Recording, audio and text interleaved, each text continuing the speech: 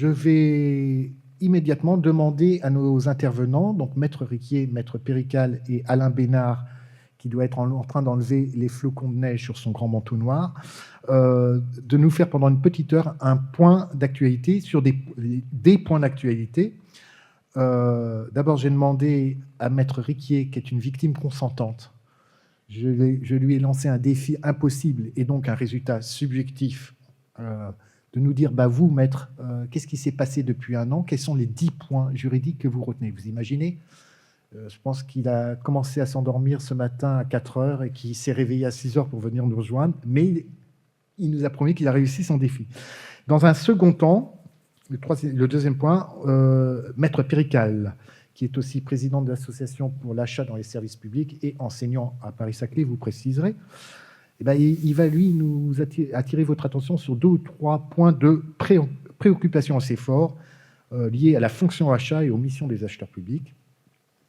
Et puis, on ne va pas se quitter sans vous donner quelques conseils. Donc, de la part d'Alain Bénard, qui est le président de l'association des acheteurs publics, je suis content d'avoir les 2 plus grosses associations d'acheteurs publics en France. Je le dis maintenant. Et ils s'entendent bien, hein, je ne les ai pas vus se disputer depuis tout à l'heure, donc c'est parfait. Qui va nous rendre compte, je vois Alain Bénard arriver, qui va nous rendre compte de leurs travaux préparatoires au processus de simplification de l'achat, puisqu'ils ont fait un webinaire. Je t'en prie, Alain, tu peux nous rejoindre sur scène. Maintenant, oui. Sans plus attendre, je voudrais donner la parole à Maître Riquier, donc, qui relève ce défi impossible, nous livrer son top 10 de l'actualité commande publique sur l'année écoulée. Donc, c'est subjectif. Ça ne veut pas dire que ce n'est pas pertinent, c'est subjectif. C'est son choix. Quel est votre choix, maître? Merci Jean-Marc. Alors bonjour à tous. Tout le monde est là. Alors c'est vrai que c'est pas simple ce qu'on me demande de faire. Pas seulement parce que c'est un exercice qui peut ennuyer beaucoup de monde. Je crois qu'il n'y a pas grand monde qui veut faire l'actualité juridique. En plus, on m'a mis un certain nombre de défis, parmi lesquels il faut parler de l'actualité juridique. Moi, on aurait pu penser qu'on allait parler que de la loi, que de la jurisprudence, que des règlements. Non, on m'a tout mis. Et je vais donc essayer de faire un top 10 de tout ça, étant précisé que j'ai décidé de manière tout à fait subjective d'aborder donc 10 points de l'actualité de la commande publique depuis un an. Et parmi ces 10 points, on va voir une loi importante, un projet de loi important, un décret important, une ou 2 jurisprudences importantes, un arrêt de cour important, un événement important. Voilà. C'est le dictionnaire juridique amoureux de Maître Riquier. Exactement. C'est le dictionnaire juridique amoureux. Alors qu'on aurait pu parler, par exemple, de la jurisprudence de cette dernière année pendant des heures. En tout cas, moi, j'aurais pu vous parler de la jurisprudence pendant des heures. Non, on m'a mis d'autres objectifs. Et 30 minutes. Ah oui, c'est 30 minutes. C'était 2 heures au début, mais... Alors, vous avez même droit à des slides ici, et je vais parler, pour commencer, de quelque chose qui n'est pas tout à fait dans le thème, puisqu'on m'a demandé de parler de l'actualité juridique sur l'année écoulée.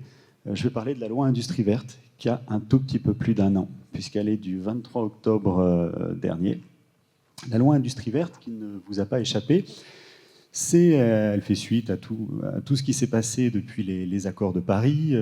Vous avez eu la loi AGEC, c'est la continuité de la loi Climat et Résilience. La loi Climat et Résilience, vous savez, c'est cette loi qui a posé un article dans le Code de la commande publique, l'article 3.1, qui vient poser le principe de la prise en compte de l'environnement dans la commande publique, qui ensuite qui va venir se décliner. Vous avez déjà commencé à le faire pour certains et ça va devenir obligatoire pour tout le monde en août 2026.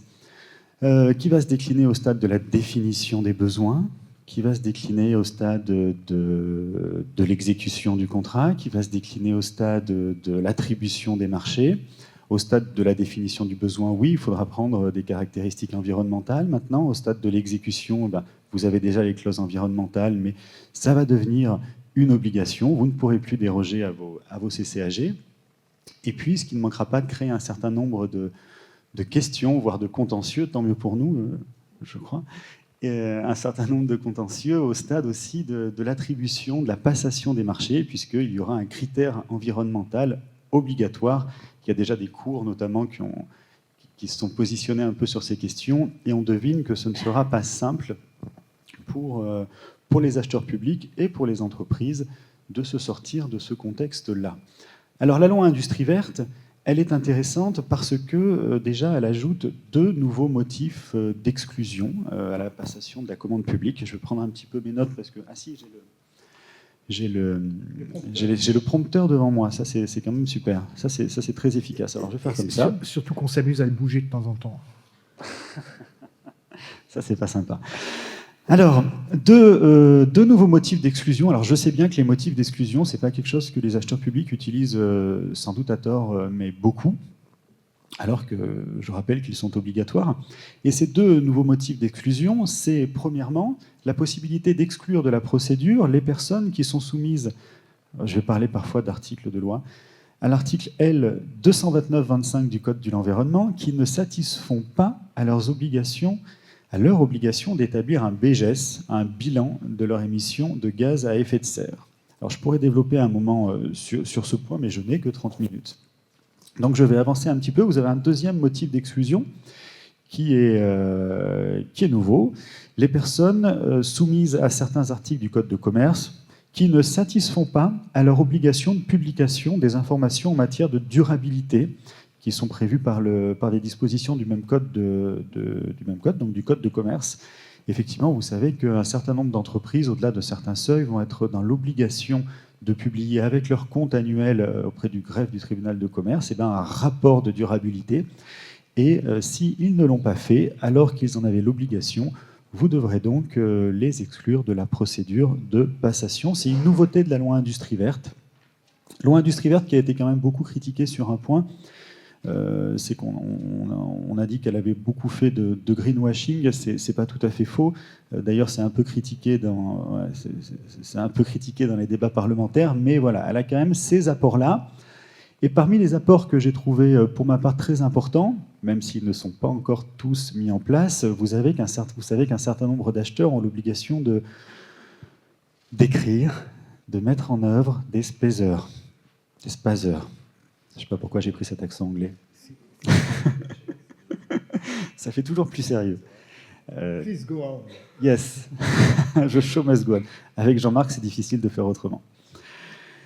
Donc un certain nombre d'acheteurs, je crois qu'ils sont à peu près 300 en France à être concernés. D'ailleurs, ce qui est assez drôle, c'est que dans cette loi étaient concernées les collectivités territoriales en particulier. L'État n'était pas concerné. Grâce à cette loi, l'État, lui aussi, est soumis à cette obligation, aux mêmes obligations que les collectivités territoriales. Et c'est sans doute une bonne chose. Mais le vrai pas en avant, c'est que c'est quelque chose de très difficile à mettre en œuvre, ce type de schéma, alors que, pour ma part, de manière tout à fait subjective, je trouve que ça peut être très utile dans l'achat public. Les plus petites collectivités, les collectivités modestes, les collectivités qui n'ont pas les moyens humains, financiers, techniques de mettre en œuvre ces spacers, elles vont pouvoir se greffer, d'une certaine manière, à ces schémas qui sont faits par les collectivités plus importantes et qui sont dans l'obligation de le faire. Effectivement, vous avez maintenant une possibilité de mettre en commun ces schémas, qui, à mon avis, il va falloir saisir lorsque vous êtes une collectivité plus modeste.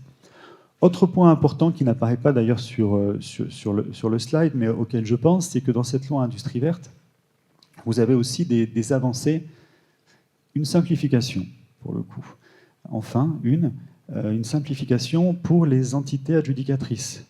Vous avez, par exemple, des dérogations à l'obligation d'allotissement lorsqu'il y a un risque important, un risque fort, que la procédure soit rendue infructueuse. Ça a été mis à travers un amendement qu'on appelle l'amendement RTE.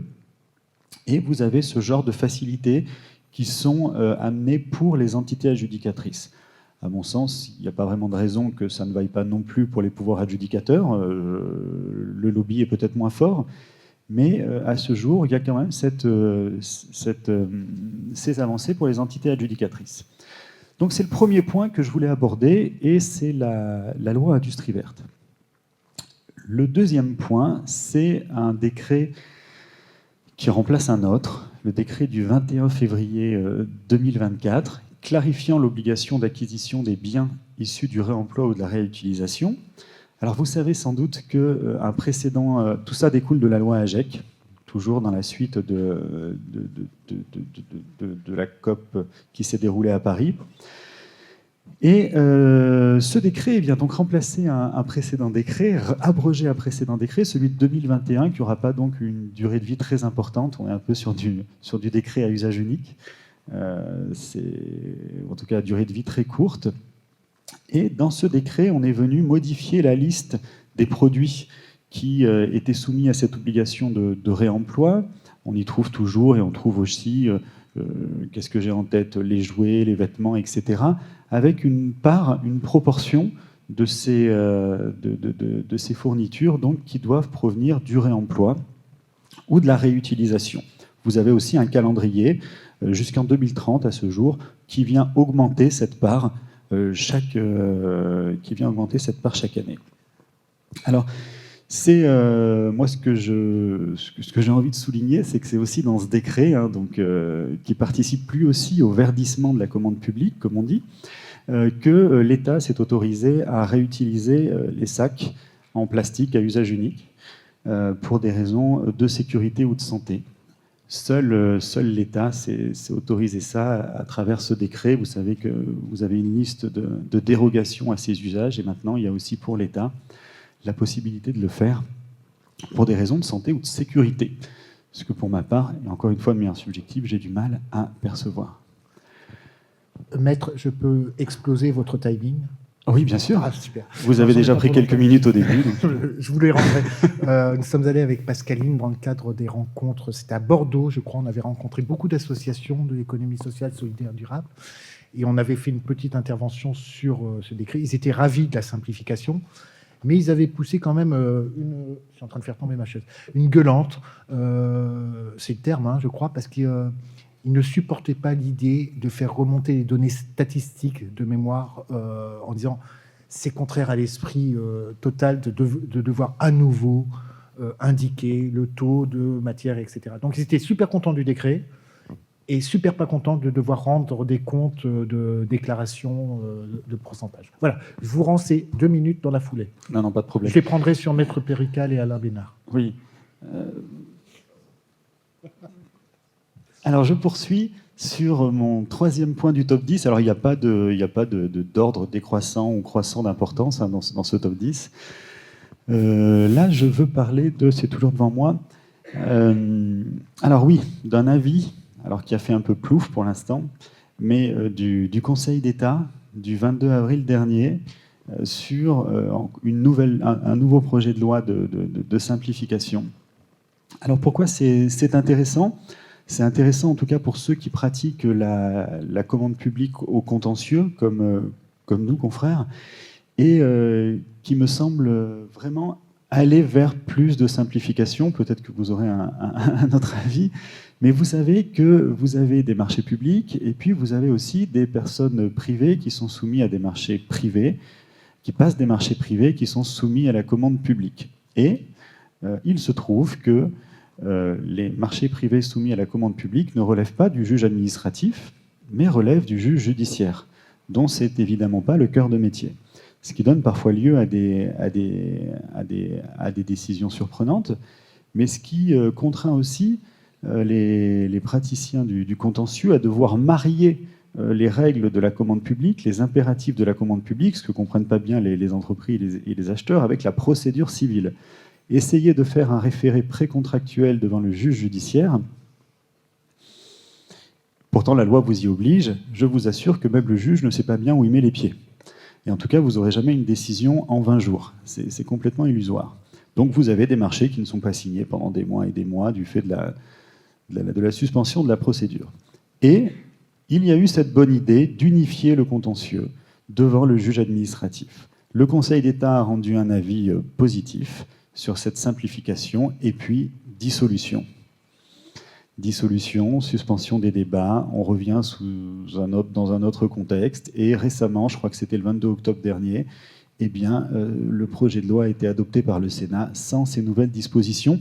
J'espère pour ma part qu'elles reviendront, parce que c'est vraiment une difficulté très, très, très importante. Lorsqu'il y a des recours, ces référés qui se déroulent devant le juge judiciaire, c'est vraiment un véritable point noir, c'est une incompréhension totale. J'espère vraiment que ça changera. Alors moi, j'ai trouvé aussi intéressant dans cet avis que je suis allé relire avant de venir. On est encore sur une loi de simplification, et je cite la première phrase de l'avis, la première phrase rédigée par le Conseil d'État, qui s'adresse au gouvernement. Je cite: « Le Conseil d'État ne peut que regretter le bref délai dont il a disposé pour examiner ce projet de loi, alors qu'une démarche de simplification suppose, pour atteindre pleinement son objectif, une étude approfondie. Un peu de précipitation, ce n'est apparemment pas bon pour la simplification. » Alors, le quatrième point. Alors, on va parler un peu de jurisprudence. Et je regarde l'heure. C'est bon, je m'en occupe. Ça va, parfait. Mais j'en suis qu'au quatrième point. Ça va, ça colle? Et après, il y a des petites décharges électriques. Bon, j'irai plus vite sur la fin. Non. Très bien. Alors, on va parler de jurisprudence. Alors, des décisions de justice, il y en a j'allais dire des dizaines, des centaines, voire des milliers sans doute, si on compte les tribunaux administratifs et les décisions du juge judiciaire qui traitent de la commande publique. Chaque année, c'est difficile d'en choisir. Elles sont toutes intéressantes, elles apportent toutes quelque chose. Tous les cas sont différents. Comment j'ai fait le choix des quelques décisions que je vais vous citer? Eh ben, j'ai pris des décisions déjà du Conseil d'État et j'ai pris des décisions qui sont publiées au recueil Le Bon. Comme ça, c'est un petit peu moins subjectif. Et on sait qu'en tout cas, le Conseil d'État trouve que ce sont des décisions importantes. Alors, quels sont les faits dans cette affaire du 3 avril 2024? C'est un centre hospitalier qui a conclu ce qu'il convient d'appeler un BFA, un bail en l'état futur d'achèvement, avec une SCI, une société civile immobilière. C'était, puisqu'il n'existe plus, ce contrat il a été annulé par le juge, un contrat d'une durée de 15 ans qui portait sur la location de 2 bâtiments existants, dont un à aménager, ainsi que sur la construction d'un nouveau bâtiment avec option d'achat. Et là, patatras, une fois que c'est construit, le centre hospitalier dit « Non, j'ai plus envie d'intégrer le bâtiment. Je suspends le paiement des loyers et je n'intégrerai pas ces bâtiments. » Il va plus loin, le centre hospitalier. Il saisit le juge administratif d'un recours en contestation de la validité du contrat, dans le contrat qu'il a signé, l'histoire ne le dit pas, mais qu'il a peut-être même rédigé, en disant le contrat que j'ai signé avec vous, il est illégal et je refuse qu'il soit appliqué. Alors, ce ne serait pas drôle si le Conseil d'État ne lui donnait pas raison. Donc, c'est ce qui va se passer, et ça va permettre surtout au Conseil d'État d'apporter des précisions sur le rôle de l'acheteur public, parce que vous savez sans doute que les contrats de location, les contrats immobiliers, les contrats de location, de vente ne sont pas soumis au code de la commande publique et aux procédures de transparence, de publicité et de mise en concurrence. Sauf, et c'est une exception notable, lorsque l'acheteur, la personne publique, elle n'est pas encore acheteur à ce moment-là, impose des spécifications techniques, impose des choses à son co-contractant qui vont venir en fait répondre à son besoin. Et le Conseil d'État est venu dire ici, je vais reprendre, eh ben non, c'est toujours sur l'écran, donc j'ai pas besoin de mes notes. Il est venu dire que l'acheteur, la personne publique qui devient acheteur, devait exercer une influence déterminante sur la construction. Mais qu'est-ce que c'est que cette influence déterminante? Et c'est ça vraiment l'apport de la décision du Conseil d'État. Il y avait eu quelques décisions, quelques arrêts de cour, quelques jugements de tribunaux administratifs. Je pense à un jugement de Bordeaux il y a une dizaine d'années. Il y en a un peu plus devant la Cour de justice de l'Union européenne, mais là, c'est vraiment le Conseil d'État qui vient poser les choses et surtout qui vient détailler les choses. Et il vient vous dire que cette influence, elle peut résulter tant de l'aspect extérieur que des aménagements intérieurs. Déjà, première chose importante. Et tel est le cas lorsqu'il est établi que cette influence est exercée sur la structure architecturale de ce bâtiment. Qu'est-ce qu'on entend par structure architecturale du bâtiment? Le Conseil d'État le dit, ça concerne sa dimension, ses murs extérieurs, ses murs porteurs. C'est un peu différent concernant les aménagements intérieurs. Ce que vous dit le Conseil d'État, c'est que les demandes de l'acheteur concernant les aménagements intérieurs ne peuvent être considérées comme démontrant une influence déterminante que si elles se distinguent du fait de leur spécificité ou de leur ampleur. Donc vous ne pouvez pas avoir beaucoup d'imagination, beaucoup d'ambition pour les aménagements intérieurs, sinon attention au risque de qualification de votre contrat de vente ou de location en marché public ce qui là, à mon avis, va se résoudre avec des indemnités et des contentieux à n'en plus finir. Peut-être que dans 20 ans, celui qui sera là à ma place vous parlera encore de ce dossier. Mais c'est quand même intéressant de savoir le rôle que peut jouer une personne publique dans des contrats qui ne sont en principe pas soumis à la commande publique et qui finalement vont devenir des contrats soumis à la commande publique, ce qui aura pour effet, enfin, des effets absolument terribles déjà sur cette SCI et sur la nature du contrat. Donc ils n'ont pas pris ce bâtiment. Ah, point intéressant. Alors, j'ai aussi choisi une décision de la Cour administrative d'appel de Paris pour ne pas me limiter au Conseil d'État. Pour autant, les décisions de Cour, elles ne sont pas publiées au recueil Le Bon, mais vous avez une décision de Cour qui est classée en C+. Donc, pour les puristes, une décision en C+, c'est une décision importante de la part des cours. Et celle-là, c'est vrai, est assez importante. Alors, vous savez que ça concerne la notion d'offre irrégulière. Les offres irrégulières, d'ailleurs, je vais reprendre le texte pour vous rappeler très précisément ce qu'il dit, si je le retrouve dans mes notes. Ce que vous dit le texte, je vous demande une petite seconde. Hop. Bel exercice. Bravo. Bel exercice. Effectivement, je joue dans les cirques parfois le soir aussi, avec un micro. Alors, vous avez le fameux article 2152.2 du Code de la commande publique qui prévoit que l'acheteur peut autoriser, vous le savez, tous les soumissionnaires concernés, je cite, à régulariser les offres irrégulières dans un délai approprié. Alors bien sûr, à condition que l'offre ne soit pas anormalement basse. Mais il précise, cet article, dans son deuxième alinéa, que la régularisation des offres irrégulières ne peut avoir pour effet d'en modifier les caractéristiques substantielles. Et de manière inédite, donc pour la première fois, la Cour administrative d'appel de Paris est venu dire ce qu'il fallait entendre par une caractéristique substantielle. Pour ça, la Cour administrative, elle a tenu compte des principes d'égalité qui s'appliquent dans la commande publique, d'égalité de traitement des candidats et de transparence des procédures. Et elle a interprété ces dispositions de manière inédite en disant que si l'acheteur peut autoriser tous les soumissionnaires dont l'offre est irrégulière à la régulariser, dès lors, encore une fois, qu'elle n'est pas anormalement basse, la régularisation ne doit pas avoir pour effet d'en modifier les caractéristiques substantielles, et la nouveauté est ici, c'est-à-dire des éléments déterminants pour la comparaison des offres. Voilà ce qu'est pour la Cour administrative d'appel de Paris une caractéristique substantielle, en méconnaissance des principes d'égalité de traitement et de transparence. Dans cette affaire, l'entreprise avait, je crois d'ailleurs que c'était un groupement d'entreprises, si je me souviens bien, avait omis de chiffrer une option qui représentait à peu près 10% du montant du marché. La Cour administrative d'appel a dit c'est substantiel, c'est donc pas régularisable, donc vous ne pouvez pas leur demander de régulariser leur offre. Point numéro 6. Alors là, on est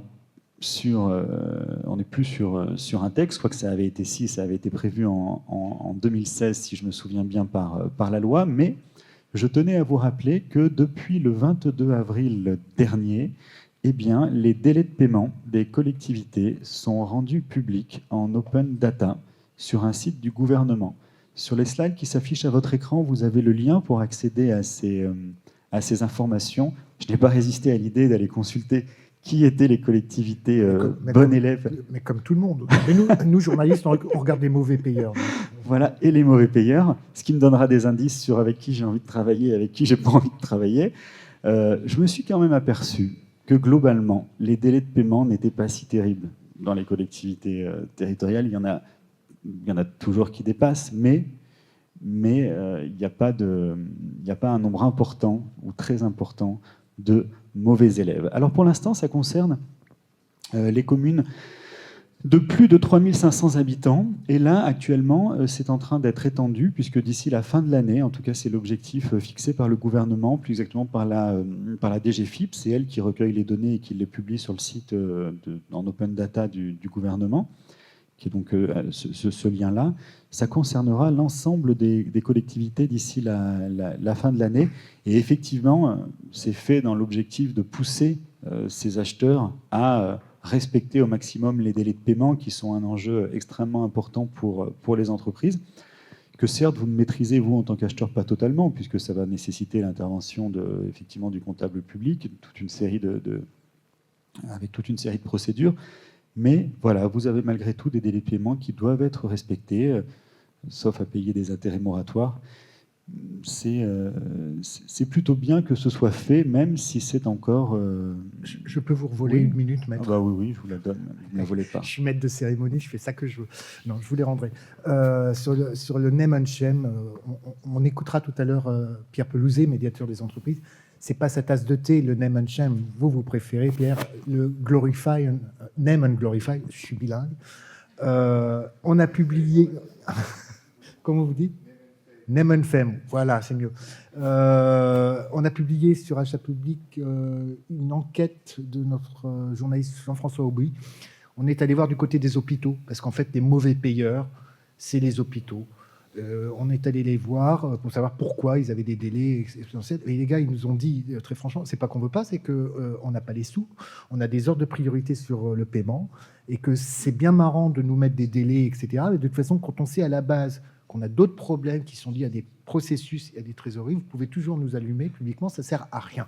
Donc voilà, je termine là-dessus. Je vous rends une minute après. Merci. Les hôpitaux, d'ailleurs, dont la liste publique avec les délais de paiement n'est pas en open data. Ah, bah tiens.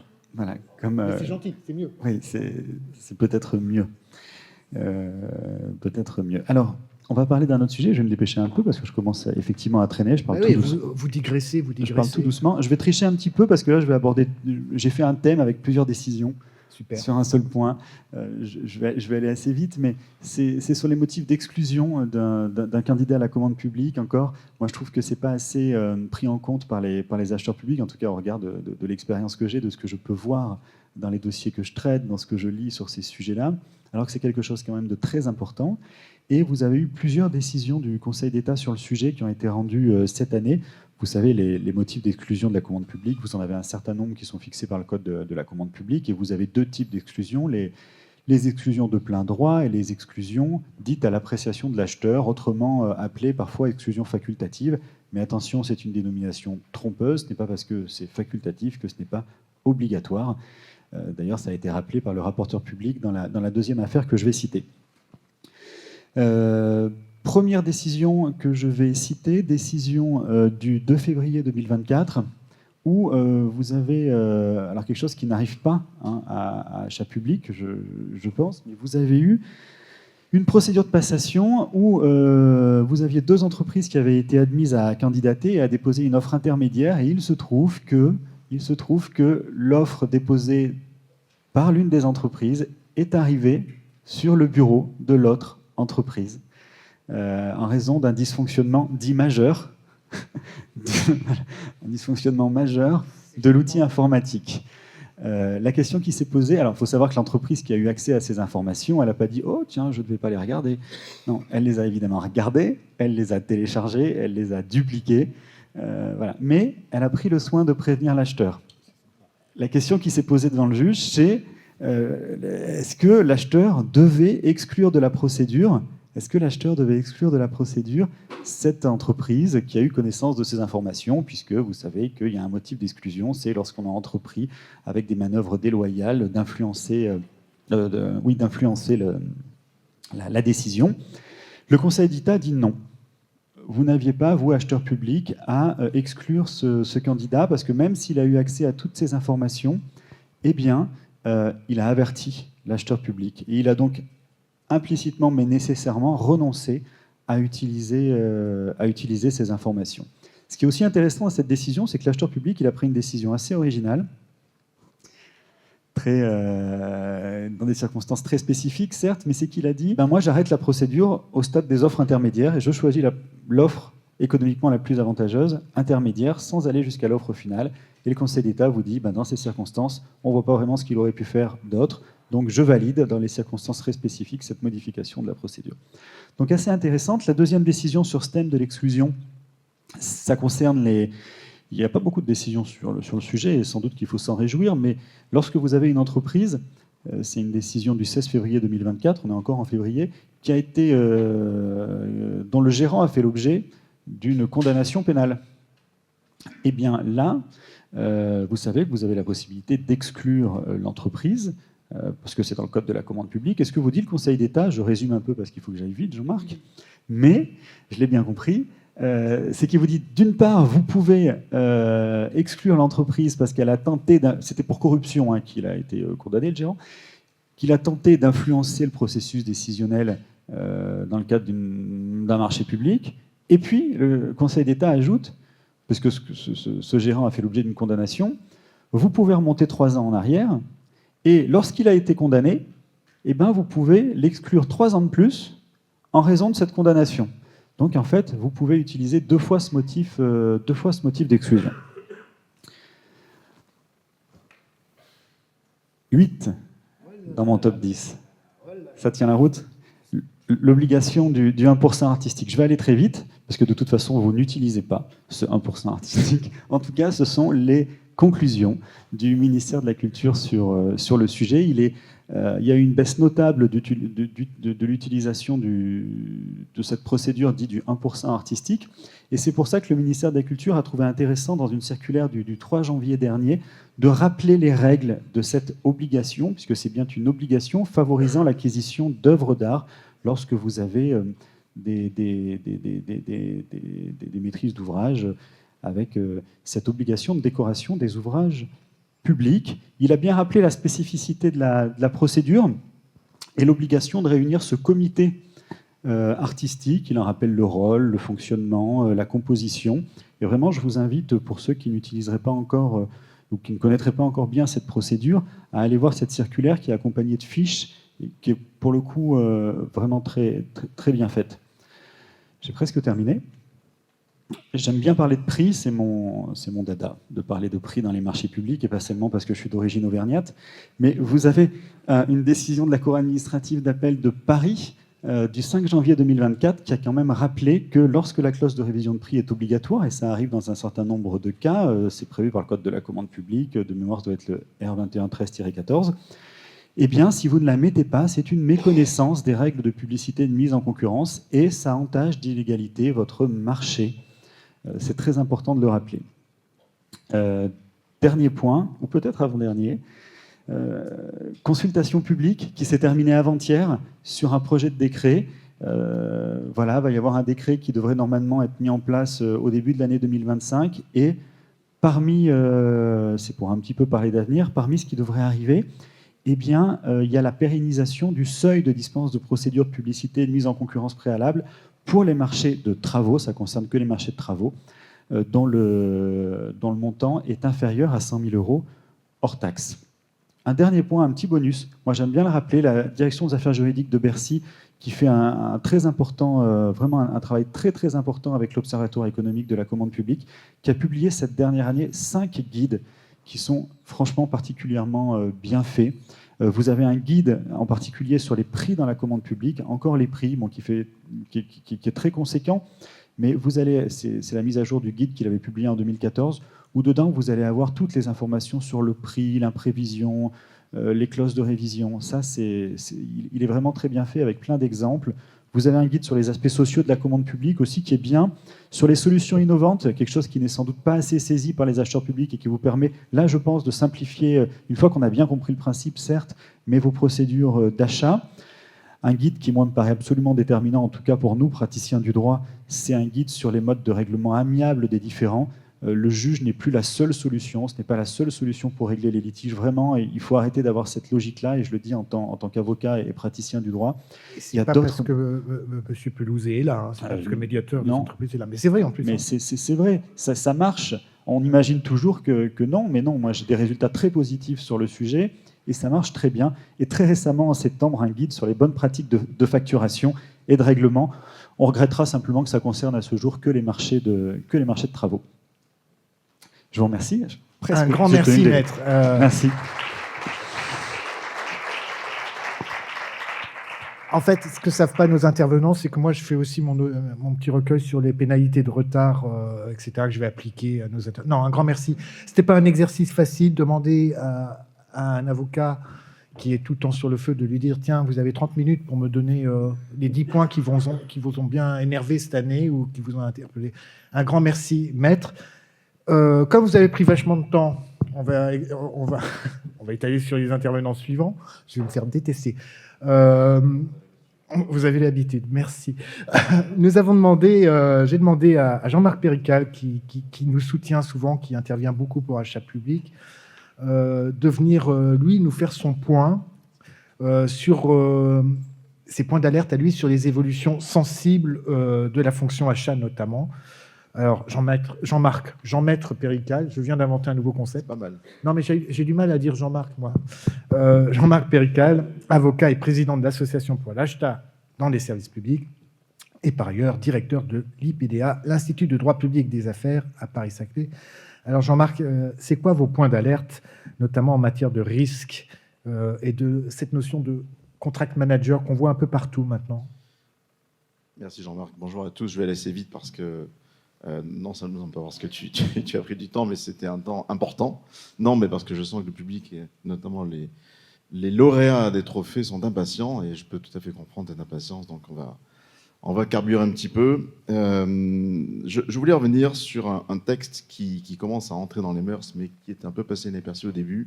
Je me répète beaucoup, mais c'est vraiment important. C'est l'ordonnance de mars 2022 sur les nouvelles règles de responsabilité des gestionnaires publics. Elle va avoir un effet drastique sur l'achat public, sur la gouvernance des collectivités en général et sur l'achat public en particulier. Et on commence à s'en rendre compte parce qu'on commence à avoir des décisions de la Cour des comptes qui tombent et qui sont de plus en plus sévères. Alors, un rappel rapide du contenu de cette ordonnance, qui a été suivi d'un décret de fin d'année 2022, qui est applicable depuis janvier 2023, donc c'est vrai que c'est récent. Enfin, on a quand même, depuis 2023, 15 décisions de Cour des comptes, ce qui est pas mal, dont une en appel, concernant Alp Expo, qui est une affaire assez rocambolesque à Grenoble. Donc un petit rappel rapide, fin de la responsabilité pécuniaire et personnelle des comptables publics, et surtout responsabilisation des ordonnateurs, donc de tous ceux qui ordonnent les dépenses, qui peuvent se retrouver devant la Cour des comptes et prendre des amendes qui peuvent aller jusqu'à 6 mois de leur rémunération.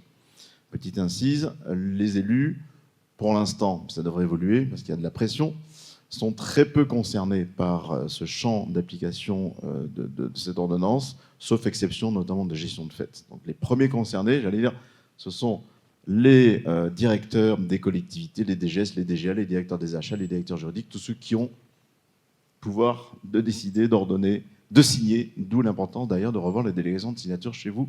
Ça aussi, c'est une incise extrêmement importante. Donc, vous pouvez vous retrouver devant la Cour des comptes, ce qui veut dire que la fameuse CDBF, Cour de discipline budgétaire financière, a disparu. Bon, on s'en fiche un petit peu de celle-là, ça ne sert à pas grand-chose. J'espère qu'il n'y a pas des juges de la CDBF ici. Mais il faudrait qu'elle se réunisse ici peu et que personne ne la connaissait. Si je fais un petit sondage ici, je suis sûr que les réponses seront intéressantes sur l'appréhension de la CDBF. Bon, de toute façon, elle n'existe plus, donc on s'en fiche. Maintenant, c'est la Cour des comptes et a été créée une cour d'appel au sein de la Cour des comptes pour juger les impétrants. Alors, le texte, a priori, est assez facilitateur pour vous, assez protecteur, ce qui nous dit, OK, vous pouvez vous retrouver dans la Cour des comptes, mais pour des fautes graves ayant entraîné un préjudice financier significatif à votre collectivité. Donc là, on se dit, bon, finalement, c'est pas si important que ça. Eh bien, les quelques décisions que l'on a de la Cour des comptes vont en rebours de cette approche plutôt large et sont de plus en plus sévères. Comme je vous l'ai dit, j'ai 2-3 exemples en tête. Vous irez les voir, on les trouve facilement. Un arrêt qui concerne le département de l'Eure. J'espère qu'il n'est pas lauréat d'un trophée ce soir, je ne sais plus. Non. Ou d'ailleurs, c'est quelque chose d'important qui peut vous arriver. Ou dans le cadre d'un marchand de commande, une société d'affacturage fausse s'est fait passer pour la vraie et a réclamé un paiement de 1 million d'euros au département qui a payé sans vérifier, alors qu'elle était basée à Porto, Portugal. Il y a pas mal d'indices quand même assez intéressants. Et du coup, elle a disparu ensuite et il y a 1 million évidemment. Du coup, l'ordonnateur du département ainsi que le comptable public se sont retrouvés dans la Cour des comptes et ont été sévèrement condamnés à des sommes importantes. Petit élément qui prouve la sévérité du juge, le préjudice finalement a été ramené hors intérêt à 800 000 euros. Eh bien, il a été jugé significatif, alors que le budget du département à l'époque était de 800 millions d'euros. Autre décision qui a fait froid dans le dos, elle est toute récente, ça concerne une petite commune des Landes, Parentis en Borne. Je ne sais pas si vous connaissez Parentis en Borne, c'est une petite commune. Eh bien, la secrétaire, la DGS, la secrétaire de mairie, c'est 1000 habitants, vient de se faire sanctionner par la Cour des comptes à plus de 1 000 € d'amende parce qu'elle avait oublié de transmettre des documents à l'assurance de la collectivité, du coup, qui n'a pas pu rembourser des sommes, c'était quelques milliers d'euros. Les quelques milliers d'euros ont été jugés significatifs. Elle a été condamnée, secrétaire de mairie. Donc, je ne vais pas vous faire fort dans le dos, mais je pense que l'achat public, quelques exemples le montrent. Alors, allez voir aussi l'arrêt dont je vous parlais tout à l'heure, Alp Expo, premier arrêt de cour d'appel, Cour des comptes en appel. Alp Expo de janvier 2024, c'est tout récent. Où là, ça concerne une SPL, donc avec les collectivités et aussi leur satellite. C'est une société publique locale qui, en gros, par contrat de prestation, a embauché une manager qui s'est pris pour la direction, qui a signé tout un tas de trucs, notamment des marchés, sans délégation, qui a acheté plein de trucs sans budget, sans rien, et qui, par-dessus le marché, a aidé son mari qui était amateur de golf. Et sur le budget de la SPL, lui a payé pas mal de voyages. C'est intéressant, il faut dire que c'est assez gros quand même. Hein. Alors, il y a du pénal derrière. Hein. Évidemment, il y a le juge financier, bien sûr, qui a des enquêtes pénales en cours. Hein. Il y a pour détournement de fonds notamment. Mais la Cour d'appel de la Cour des comptes l'a bien sûr condamné de manière assez sévère. Vous allez me dire, on n'est pas dans ce cas-là, ça ne nous arrive pas, bien sûr. Bon, ce sont des cas un peu exceptionnels. Il n'empêche que, c'est là que je voulais attirer votre attention et parler rapidement du contract manager, vous devez prévenir ce genre d'enquête. Qui saisit la Cour des comptes pour préjudice financier? Ce sont d'abord les chambres régionales des comptes, méfiez-vous de plus en plus de leurs enquêtes, mais aussi les comptables publics. Les directions départementales de Bercy peuvent saisir la Cour des comptes si elles estiment que vous avez causé un préjudice grave à votre budget. Il faut donc vous prémunir, vous organiser. Là, je parle de l'achat public. J'ai un cas en tête qui m'est arrivé, que je suis en train de traiter, où je pense que l'acheteur, le direction des achats, va se retrouver dans la Cour des comptes, mais aussi le DGS de la collectivité.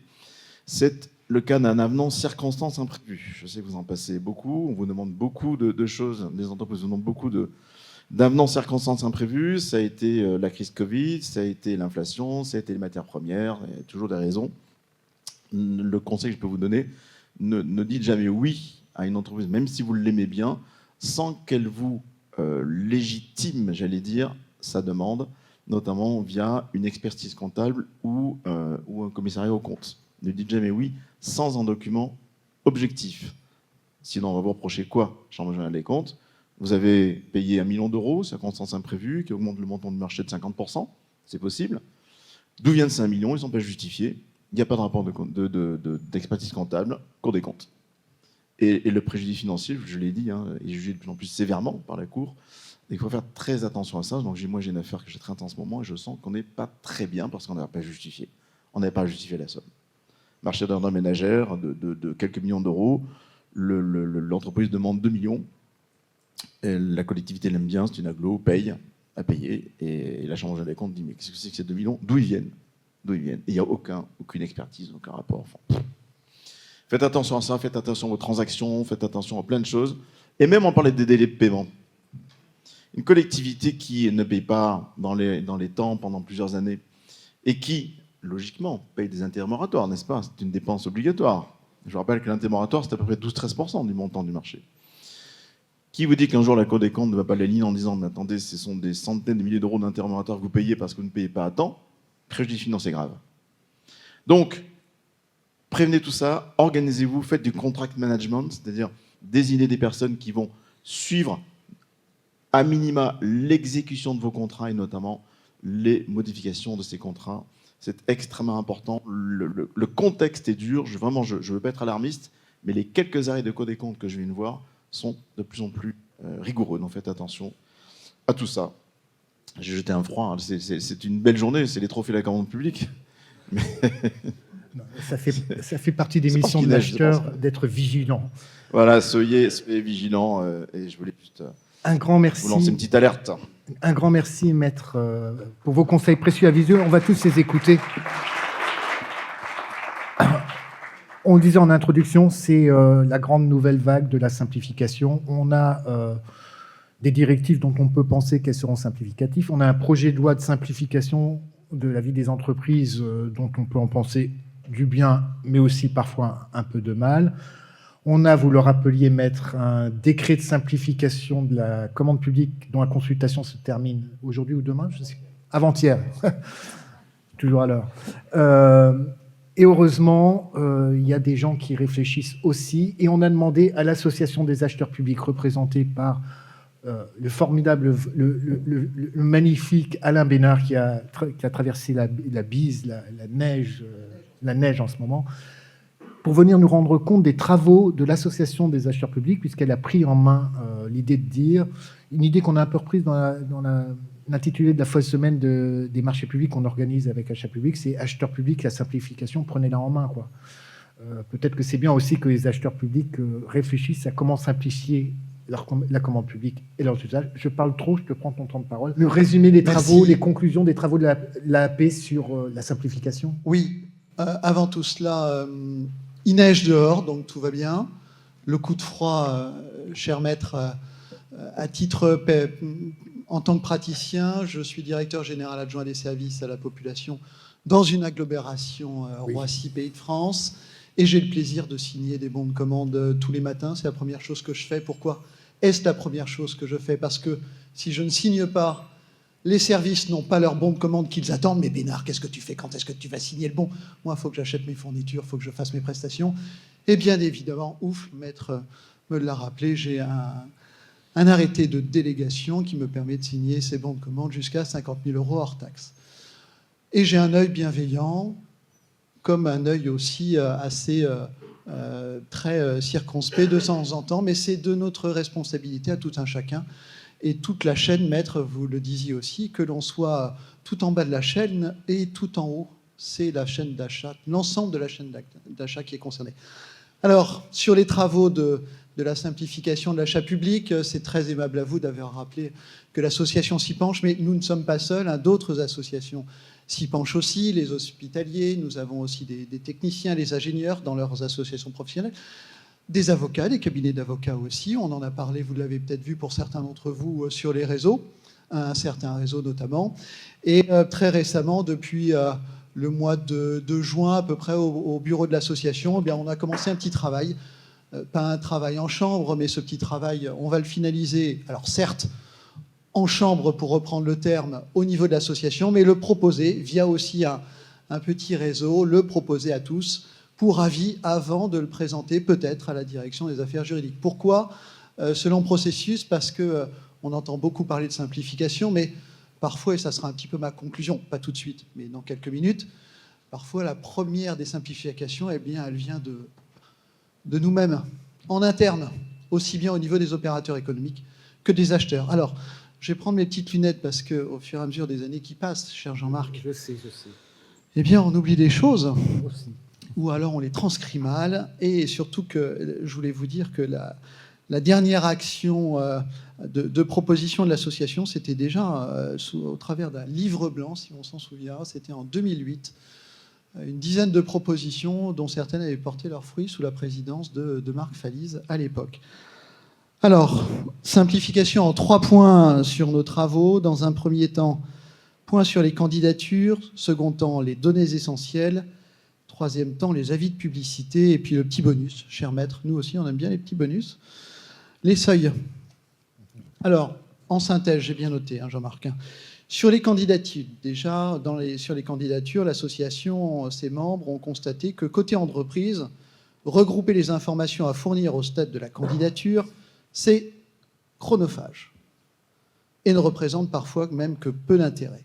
Une partie des données sera commune à chaque marché en plus, mais d'autres peuvent varier, comme des certificats professionnels, des minimums de chiffre d'affaires, etc. Côté acheteur, on s'est aperçu que le contrôle, on en parlait en début d'intervention, de la véracité des données fournies reste très délicat, hein, les interdictions de soumissionner. Comment contrôler les déclarations de chiffre d'affaires, de personnel, notamment, réduisant souvent cette étape à un échange de documents sans approfondissement. Qui parmi nous, au niveau des acheteurs, et moi le premier, avions passé plus d'une demi-heure, et encore je suis très large, sur le simple dossier de candidature, et à vérifier que les 3 dernières années, les 3 CA concordaient, ou s'il y avait des baisses, qu'est-ce qui est le résultat de ces baisses, ou s'il y avait des hausses, qu'est-ce qui est le résultat de ces hausses. Et peut-être de mauvaises habitudes à demander des documents dont l'utilité questionne. Là, j'en viendrai à ma conclusion. La simplification en interne, c'est à surdemander des attestations d'elles-mêmes d'attestations pour la candidature des candidats. Alors, les pistes de travail de l'association, c'est ça qui est intéressant. Je n'ai pas les verbes progressifs, donc constamment, je vais les enlever et les retirer. Ça a son effet, c'est bien. Oui, non, mais je garde mon âge. Je vais y travailler. Oui, ça fait très... Je t'accompagne. Alors, les pistes de travail, dans un premier temps, on y retourne. Alléger et uniformiser la déclaration de candidature. On s'est posé la question à l'association, peut-être de réactiver le fameux MPS, ou un ersatz de MPS. Les DUM, le document unique, à défaut de pouvoir le faire évoluer au niveau européen, mais à réfléchir à quelque chose ou à proposer quelque chose qui soit vraiment, pour le coup, simplifié. L'uniformisation de la façon de se porter candidat permet un gain de temps pour tous. Vous allez me dire pour certains, mais attendez, on a déjà le DC1 et le DC2, il suffit de le signer et de le remplir. Oui, certes, mais les opérateurs économiques, craignant que ça ne soit pas suffisant, rajoutent des attestations et des surattestations. Là, ils ont signé qu'ils attestaient que c'était vrai, donc ils en rajoutent un petit peu. Les acheteurs, quand ils voient qu'il n'y a qu'un seul DC1 et DC2, se disent « Oula, c'est une petite candidature, ça n'y a pas grand-chose. Hein. » C'est le CV du candidat où il n'est pas recto-verso, où il est seulement recto, et bien que là, ce soit l'inverse.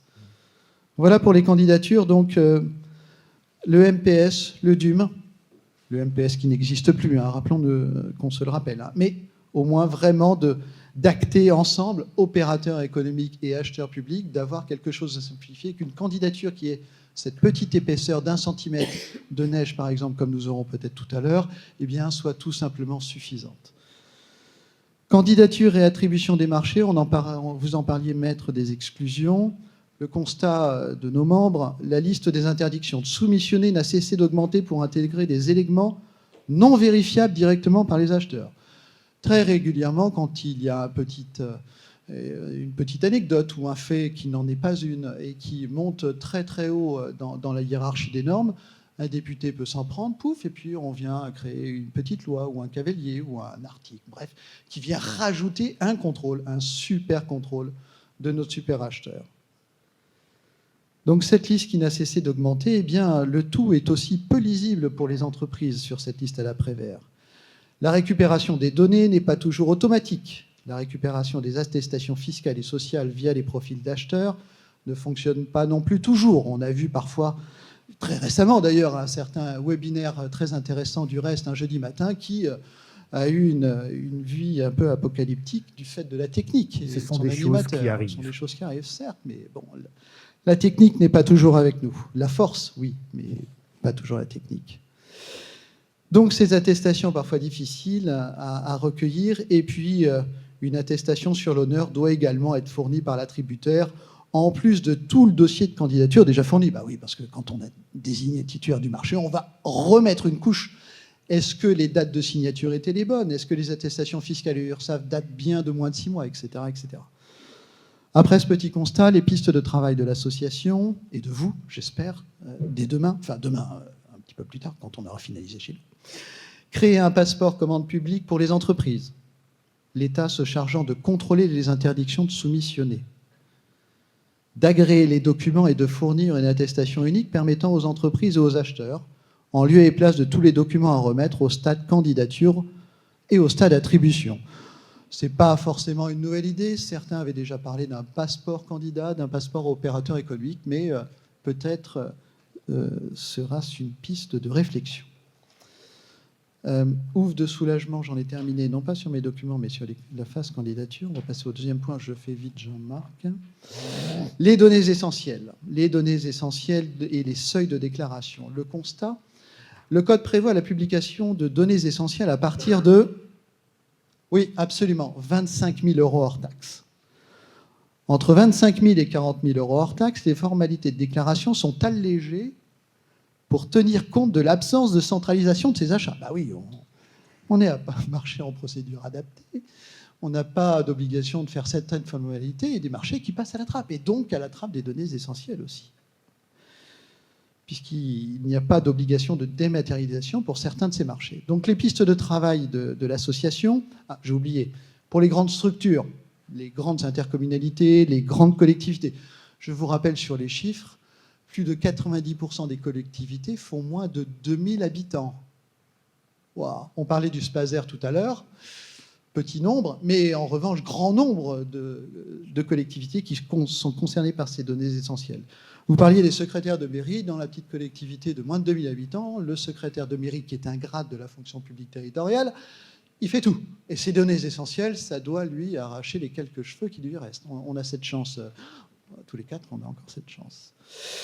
Pour les grandes structures, le recensement de ces achats, souvent décentralisés auprès des prescripteurs, représente un travail colossal pour un résultat, disons-le, encore limité.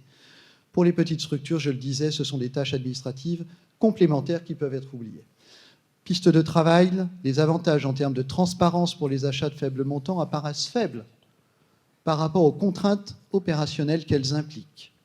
Il apparaît plus efficient de faire coïncider le seuil de déclaration de données essentielles, pourquoi pas, avec le seuil de dématérialisation des procédures, soit 40 000 € hors taxe, donc proposition de relever. La suppression des formalités déclaratives entre 25 000 € hors taxe et 40 000 € hors taxe serait un allègement procédural. Sur les données essentielles, je vais aller un petit peu plus vite. Nous avons aussi vu que l'évolution des formalités de déclaration des marchés a évolué aussi depuis le 1er janvier 2024. Le circuit de ces déclarations est laissé particulièrement ouvert, déclaration directe sur data.gouv.fr via le profil d'acheteur, via le protocole, le fameux PES marché avec le comptable. Ce multicanal, outre de créer des doublons et parfois des jeux de données différentes pour un même marché, crée aussi une certaine confusion pour les acheteurs sur le circuit retenu et son effectivité.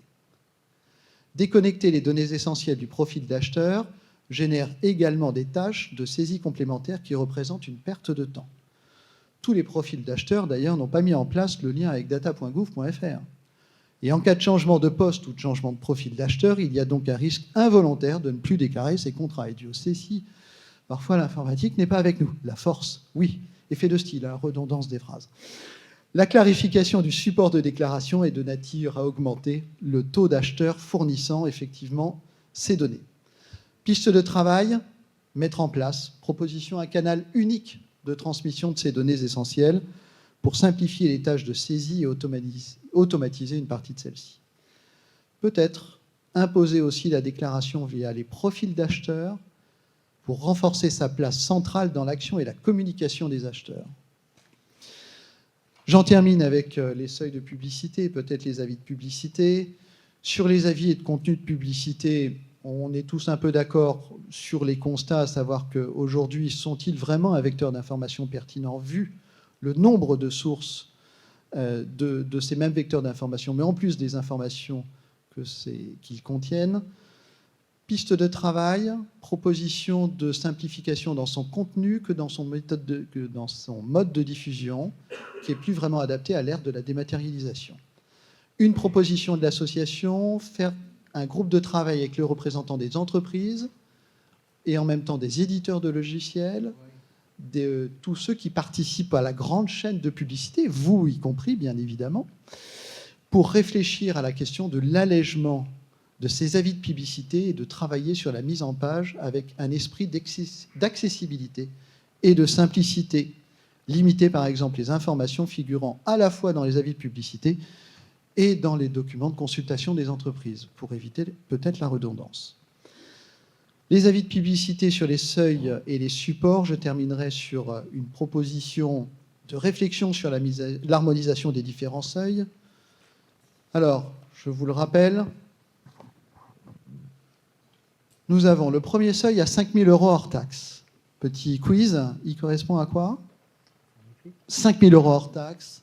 5 000 € hors taxe, je m'assure que mon opérateur économique est en règle vis-à-vis de ses attestations fiscales et sociales. Et je m'en assure tous les 6 mois. Deuxième petit seuil, je mélange à la fois les seuils de procédure et les autres seuils de publicité et autres. Deuxième seuil, 25 000 € hors taxe, tout le monde le connaît, c'est un contrat écrit, obligatoire, et une publication des données essentielles. Ensuite, on passe à 30 000 € hors taxe. On parlait tout à l'heure des œuvres d'art. 30 000 € hors taxe, c'est le montant maximum avec lequel on peut acheter une œuvre d'art. Et dans le cadre du 1%. pour l'achat des œuvres d'art existantes. Tiens, je vais faire bien comme un dîner. C'est le R 2172-15 du Code de la commande publique. Il fallait que je le place, pardon, c'est un privé de joke. Ensuite, on passe au marché inférieur à 40 000 € hors taxe. Vous le connaissez, c'est les marchés sans publicité ni mise en concurrence. Je vais un peu plus vite en même temps pour avoir un autre effet de style. Au-delà de 50 000 € hors taxe, on a une obligation de versement des avances. Le seuil de 80 000 € hors taxe, c'est pour les petits lots. Et si je suis en petit lot, je peux être aussi en mini lot à 40 000 € hors taxe. Et je redescends dans ma procédure d'appel d'offres ouvert, puisque si j'ai un petit lot, je suis déjà dans une procédure formalisée, mais certains de mes lots sont inférieurs à ce seuil de 80 000 € hors taxe, et je peux faire un petit mappa. Oui, on commence à nager, c'est fait exprès. Oui. Ensuite, je passe à 90 000 € hors taxe, c'est un seuil de publicité. Et pour 90 000 € hors taxe, je passe des publicités auprès d'un journal d'annonce légale ou du bulletin officiel d'annonce des marchés publics. Les marchés inférieurs jusqu'à 100 000 € hors taxe, on en parlait, peut-être vont-ils évoluer jusqu'à 300 000 € hors taxe, c'est pour les marchés de travaux. Quand est-ce qu'il va s'arrêter, Bénard ? Eh bien, je vais m'arrêter à cet instant, puisqu'on passera de 100 000 à 300 000. C'est aussi les seuils des marchés peut-être de l'innovation. On le saura prochainement. Voilà. Bref, vous m'avez compris, de multiples seuils, mais acheteur public, c'est fantastique. Non seulement on se doit de connaître tous là par cœur, mais pour l'ensemble de nos élus qui nous demandent de trouver des solutions au quotidien, on doit réagir vite pour leur dire, c'est tel... Non, on va faire telle procédure, tel marché, telle chose. Est-ce qu'on va faire un BEFA ? Est-ce qu'on va faire un VEFA ? Et plein d'autres acronymes de ce type-là. Je conclurai sur mon intervention sans oublier dans quelques instants, j'ai pris énormément de temps, c'est super, les petits conseils de l'association, mais tout d'abord les prochaines étapes de cette réflexion de simplification. Eh bien, nous allons poursuivre les travaux au sein de l'association, consultation élargie auprès de l'ensemble des acheteurs qui le souhaiteront et de ceux qui souhaiteront aussi, Chips, nous rejoindre pour cette réflexion. Et puis enfin, une présentation à la direction des affaires juridiques. Je pense, je ne vais pas vous faire une réflexion, ou plutôt une remarque d'administratif, avant le second semestre 2025. Non, je plaisante, ça c'est une réponse. Second semestre 2025, c'est 31 décembre de l'année prochaine. Non. Avant la fin du premier trimestre de 2025, oui, c'est notre objectif aussi, parce que si on veut vraiment parler de simplification, il ne faut pas en parler tous les ans comme on le fait depuis pas mal d'années, c'est tenter de faire quelque chose. Et quelqu'un l'a dit aussi, c'est peut-être aussi, Chips, à nous, acheteurs, de faire des propositions et de ne pas être simplement spectateurs, mais de faire ces mêmes propositions, ce que l'association entend faire. Alors, les petits conseils de l'association, on termine toujours par les conseils de l'association des acheteurs. Pourquoi ? Parce que c'est dans notre jeu de questions-réponses, c'est la petite phrase qui va bien, sans valeur juridique, bien évidemment, cher maître, qui n'empêche pas votre conseil à tout instant. Alors, dans un premier temps, je vous le disais, une analyse interne pour déjà commencer à simplifier. Est-ce qu'au sein de mes propres services, j'en rajoute pas un peu ? Est-ce que je n'en mets pas un peu trop ? Est-ce que j'ai oublié des simplifications que je ne mets pas en œuvre ? Je vous donne un exemple concret qui n'a rien à voir avec la commande publique. J'ai la chance d'avoir un grand-fils et je me suis porté garant pour la caution de son logement en tant qu'étudiant. J'essaye d'être un bon père de famille, comme un bon acheteur, comme le bon chasseur. Figurez-vous qu'en tant que garant, on m'a demandé une phrase, de rédiger de façon manuscrite un paragraphe à la fin d'un document que je devais signer et parapher les 20 autres pages. En acheteur avisé de la simplification, je me dis quand même, une mention manuscrite d'un paragraphe d'une dizaine de lignes au XXIe siècle, ça me paraît un peu bizarre. Et là, je découvre dans les textes, effectivement, que cette mention manuscrite a été abrogée il y a 3 ans dans un décret de simplification. Je m'en émeus auprès de l'agence de location qui m'a dit « Ah oui, mais vous savez, ça nous rassure, et on fait ça depuis des années et on ne nous a jamais rien dit. De quoi tu te mêles, Bénard ?» D'accord. Je ne vais pas changer le monde. Non, personne ne va changer le monde. Simplement, c'est comme pour la planète. Chaque petite action au quotidien de ce que l'on peut faire peut simplifier ou changer le monde. Eh bien voilà, ce que l'on conseille aux acheteurs publics, c'est de se poser les bonnes questions en interne, mais pas qu'aux acheteurs dans tous les niveaux de la collectivité. Au niveau des instances, du conseil, au niveau du courrier, est-ce que c'est utile de scanner à la fois et de transmettre le dossier papier ?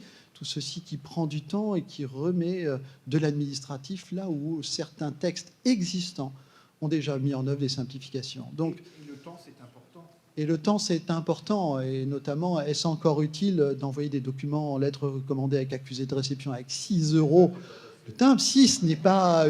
S'il y a une dématérialisation qui est possible ou si certains textes ont abrogé tout simplement le L en RAR de certains documents. Bref, vous m'avez compris. Quelles obligations administratives j'impose aux opérateurs économiques ou à moi-même et qui ne sont pas obligatoires? Et la première des simplifications, j'insiste, regardons-nous dans notre miroir, faisons des groupes de travail en interne dans notre collectivité, voyons tout ce qui peut être simplifié. Quand on aura fait ce travail-là, la plus grande difficulté, ça sera de la mettre en œuvre. Changer. Nous, acheteurs, vous ici dans la salle, on est habitués. Tous les jours, on a un texte nouveau qui nous impose, pour satisfaire les besoins de la politique mise en œuvre par nos élus, mais des habitants aussi, d'être à la page, d'être acteurs, actifs. Mais parfois, on a des freins. Oui, oui. Deuxième conseil, j'en aurai que 3. Cela signifie que l'acheteur, il ne doit pas être tout seul. Dans les propositions de simplification en interne, il faut qu'il soit soutenu par sa direction générale, son DGA ressources. Ça tombe bien, j'ai une casquette qui n'est certes pas DGA ressources, mais en tant que directeur général adjoint, je me dois d'écouter, de donner mon avis certes, mais si le technicien me dit là on peut simplifier, là on peut changer quelque chose, allons-y. Quel est le risque? Troisième conseil, j'en viens très vite. Et dernier. Je l'ai dit, le risque, ça veut dire que le N+1, il a analysé le risque vis-à-vis de ses élus aussi pour ne pas les mettre en danger éventuellement, et de dire, oui, ok, là, on peut y aller. Vous m'avez compris, l'achat, il n'est pas tout seul. Cette simplification, c'est un travail commun dans sa collectivité. Ça peut être aussi un travail à faire avec les opérateurs économiques qui nous sont proches au quotidien et d'évoquer ces sujets avec eux. Voilà, j'en termine ainsi. Merci de votre écoute. J'ai été très long, mais ça fait du bien d'être long de temps en temps. Je vous en Prendre son remercie. temps.